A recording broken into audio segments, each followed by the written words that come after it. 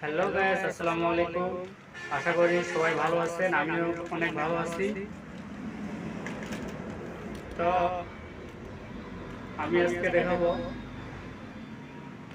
Tubeless চাকা slip করবো। এই যে আমি দেখাচ্ছি যে আপনারা দেখেন ড্রামের অবস্থা কিরকম হয়ে গেছে। ব্রেক ধরে ধরে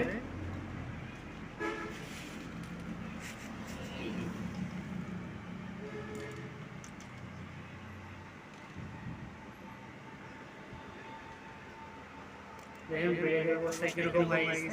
তো এই যে আমরা স্লিপ আগে থেকে তৈরি করে রাখছি, হ্যাঁ, এটা আমরা এখানে ঢোকাবো।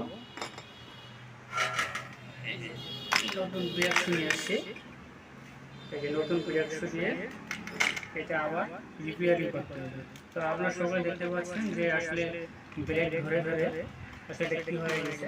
তো অনেকজন চিন্তা করে যে স্লিপ করতে গেলে টায়ার খুলতে পারে, কিন্তু আমার এখানে অবশ্য দেখছেন, এই যে আপনারা দেখতে পারলেন যে আমার এখানে অনেক বড় লেয়ার আছে, যে আমাকে টায়ারটা না খুললে হবে, কারণ এই টায়ারটা খুলতে যায় টিউবলেস টায়ার, তো এটা খুলতে গেলে অনেক কষ্ট হয়, অনেকজন তাই কষ্ট হয়। তো আমার এখানে নিয়ে আসছে, টায়ার খোলার কোনো প্রয়োজন নেই, টায়ার সব নিয়ে আসবেন। এই যে brake shoe, original brake shoe দিয়ে স্লিপ করতেছি। তো আপনারা সকলে দেখেন কীভাবে আমরা স্লিপটা করতেছি। তার আগে অবশ্যই আপনারা আমার চ্যানেল সাবস্ক্রাইব করবেন, পাশে থাকা বেল আইকনটি ক্লিক করে রাখবেন, যাতে আমাদের নতুন নতুন ভিডিওগুলো আপনাদের কাছে সবার আগে পৌঁছে যায়। তো আপনারা দেখেন কীভাবে কাজগুলো করতেছি। অবশ্যই আমাদের সবাই আমাদের পাশে থাকবেন। তবে আমাদের পাশে থাকলে আপনাদের অনেক উপকার হবে, কারণ আমরা সব মোটরসাইকেলের কাজ করি এ টু জেড, এবং আপনাদের মোটরসাইকেলের বিষয়ে অনেক অভিজ্ঞতা হবে। আপনারা দেশ এবং দেশের বাইরে যেখানেই কাজ করেন না কেন, আপনাদের এই কাজের বিষয়ে একটু ধারণা থাকবে, আপনাদের কাজ করাতে অনেক সুবিধা হবে।